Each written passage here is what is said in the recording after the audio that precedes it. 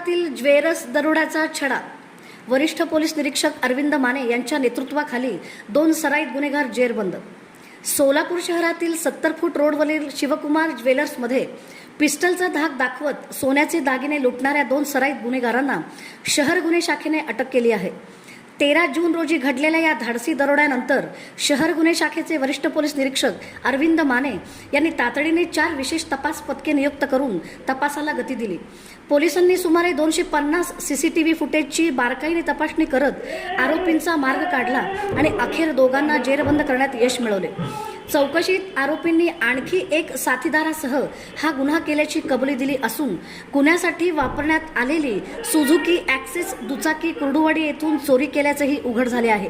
या कारवाईत पोलिसांनी 38 ग्रॅम वजनाचे 2 सोन्याचे नेकलेस, देशी बनावटीचे पिस्टल, 3 जिवंत काडतुसे, 2 मोबाईल फोन आणि चोरीची दुचाकी असा एकूण 6,30,000 रुपयांचा मुद्देमाल जप्त केला आहे. वरिष्ठ पोलीस निरीक्षक अरविंद माने यांच्या मार्गदर्शनाखाली शहर गुन्हे शाखेने अवघ्या काही दिवसात दरोड्याचा छडा लावत उल्लेखनीय कामगिरी बजावली असून या कारवाईचे सर्व स्तरातून कौतुक होत आहे.